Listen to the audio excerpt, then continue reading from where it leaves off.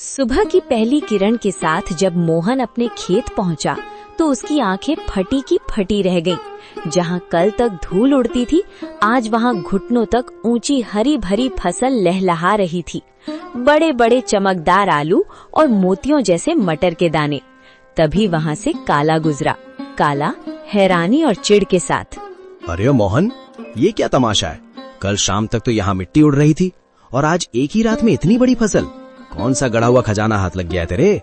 या कहीं शहर से कोई चोरी का माल लाकर यहाँ गाड़ दिया है? नहीं काला भाई, ये ना कोई चोरी है और ना कोई तमाशा। ये तो ऊपर वाले की मेहरबानी है। कल एक घायल चिड़िया की मदद की थी, बस उसी की दुआओं ने आज ये रंग दिखाया है। देख भाई, कितने सुंदर आलू और मटर है। तू भी थोड़े घर ले जा। दुआएं? चिड़िया मुझे बेवकूफ समझता है। ये जरूर कोई काला जादू है। जोर से, मुझे तेरे खैरात की जरूरत नहीं है मोहन। याद रख, जो रातों रात उगता है वो रातों रात ढल भी जाता है। काला के मन में शांति नहीं थी। वो जानना चाहता था कि मोहन को ये सब मिला कैसे। वो बिल्ली के कदमों से मोहन के टूटे हुए घर के पीछे पहुंचा और खिड़की से कान लगाकर सुनने लगा। अंदर मोहन, बिमला और माँ बातें कर रही हैं। मोहन, मुझे अब भी यकीन नहीं होता। वो सुनहरी परी सच में हमारे लिए फरिश्ता बनकर आई थी। उसने कहा था ना कि जब तक दिल साफ रहेगा ये फसल बढ़ती रहेगी। हाँ बिमला, उसने उसी बरगद के पेड़ के पास दर्शन दिए थे जहाँ से मैं रोते हुए लौट रहा था। वो दिव्य प्रकाश, वो ममता भरी आंखें, मैं कभी नहीं भूल सकता। काला भाई को शक हो रहा था, पर उसे कैसे समझाऊं कि ये सब दया का फल है। काला खिड़की के बाहर बुदबुदाते हुए, अच्छा तो ये बात है। बरगद का पेड़, परी और सुनहरी पोटली। अगर उस भीख मंगे मोहन को परी मिल सकती है तो मैं तो उससे कहीं ज्यादा चालाक हूँ। मैं भी कल उसी पेड़ के पास जाऊंगा और उस परी से सब कुछ छीन लूंगा। काला सुबह सुबह उसी बरगद के पेड़ के नीचे पहुंच गया। उसने एक जाल बिछाया और एक चिड़िया के आने का इंतजार करने लगा। उसने सोचा कि वो किसी चिड़िया को घायल करेगा और फिर उसकी मदद का नाटक करेगा। कहाँ है वो परी?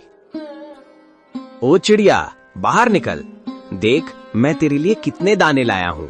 बस एक बार मेरे सामने आ जा और मुझे वो मखमली पोटली दे दे। मुझे आलू मटर नहीं, मुझे सोना चाहिए, चांदी चाहिए। मैं उस मोहन से बड़ा आदमी बनना चाहता हूँ। काला घंटों चिल्लाता रहा। कभी रोने का नाटक करता तो कभी लालच में पेड़ की टहनियां हिलाता, लेकिन वहाँ सन्नाटा छाया रहा। अचानक एक तेज ठंडी हवा चली और एक आकाशवाणी हुई। काला, प्रार्थना हृदय से की जाती है, लालच से नहीं।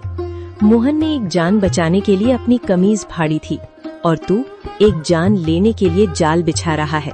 जा, तुझे कुछ नहीं मिलेगा, क्योंकि तेरा मन ईर्ष्या की राख से भरा है। लालच की फसल कभी मीठी नहीं होती। नहीं, ये नाइंसाफी है। उस गरीब को सब कुछ और मुझे कुछ नहीं। अगर मुझे नहीं मिला तो मैं मोहन का भी कुछ नहीं रहने दूंगा। मैं आज रात उसके खेत को शमशान बना दूंगा। मोहन ने पहली फसल घर लाई। बिमला ने जब आलू और मटर की सब्जी बनाई तो उसकी खुशबू पूरे गांव में फैल गई। बीमार माँ ने जैसे ही एक निवाला खाया, उनके चेहरे पर रौनक आ गई। पिताजी, ये आलू तो बहुत मीठे हैं। क्या ये सचमुच हमारे खेत के हैं? अब मुझे स्कूल जाने के लिए नया बस्ता मिलेगा ना? हाँ मेरे बच्चे, अब हम कभी भूखे नहीं सोएंगे। बिमला देखो, भगवान ने सुन ली। आज माँ की आंखों में चमक देखी? ये उन जादुई बीजों का ही प्रताप है। बिमला आंखों में आंसू भरकर, मैं तो डर गई थी मोहन। मुझे लगा था कि गरीबी हमारी पहचान बन गई है, लेकिन आज पहली बार लग रहा है कि हमारे घर में भी लक्ष्मी ने कदम रखा है। पर मुझे उस काला से डर लगता है। उसकी नजरें हमारे खेत पर जमी हैं।